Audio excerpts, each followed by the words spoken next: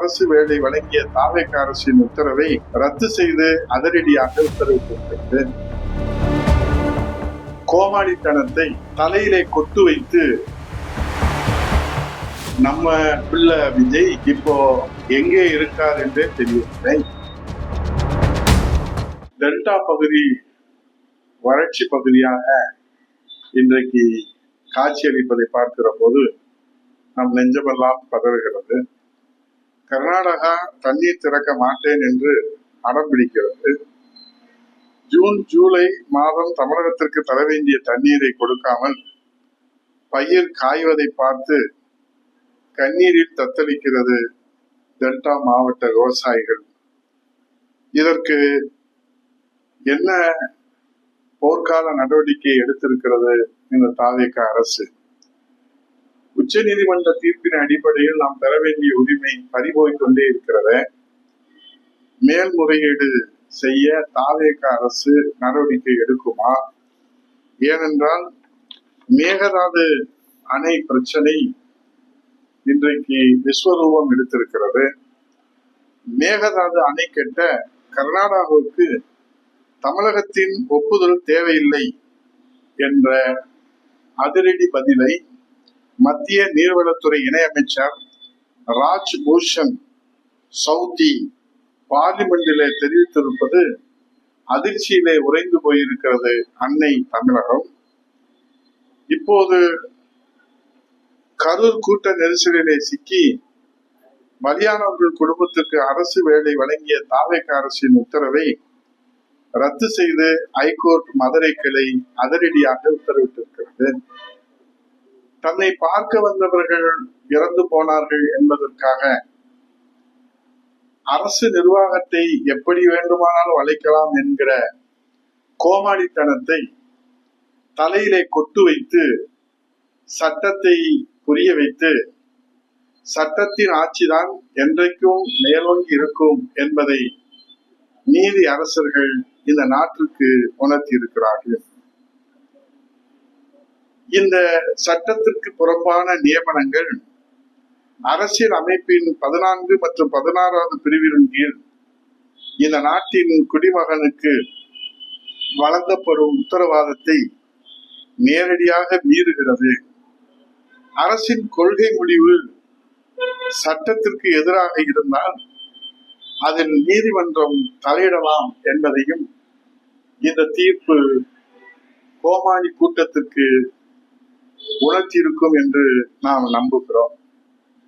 இந்த நாட்டிலே எத்தனையோ உயிர்கள் அசம்பாவிதங்களால் விபத்துகளால் எதிர்பாராத விதத்திலே பேரிடர் காலங்களிலே உயிர் இழப்புகள் ஏற்படுகிற போது அவர்களுக்கெல்லாம் எப்படி அரசு வேலை தர முடியும்?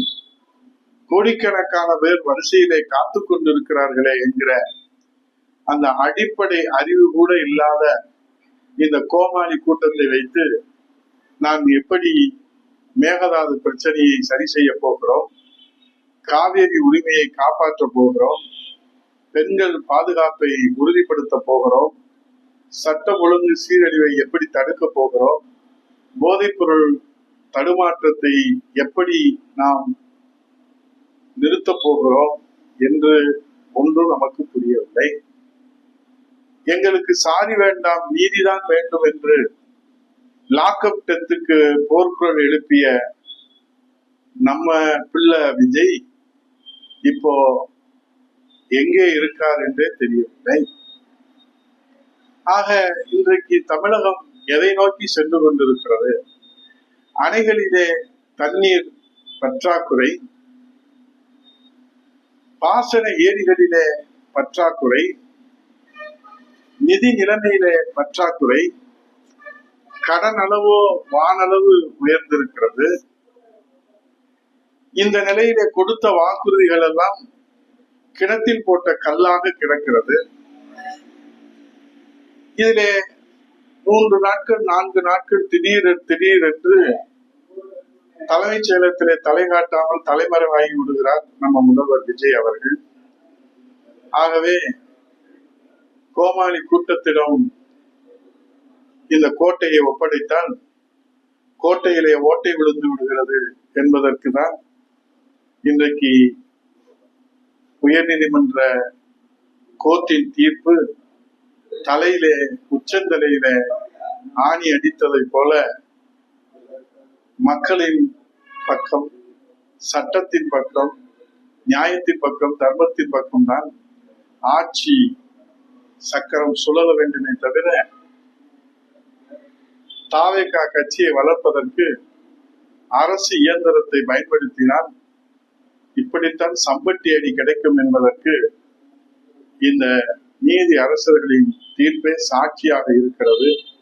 மொத்தத்தில் கோமாளிகளின் அரசாட்சி தமிழகத்திலே இன்றைக்கு நடைபெறுவதை பார்த்து அண்டை மாநிலங்கள் சிரிப்பாய் சிரிப்பதை நாம் என்னவென்று சொல்வது?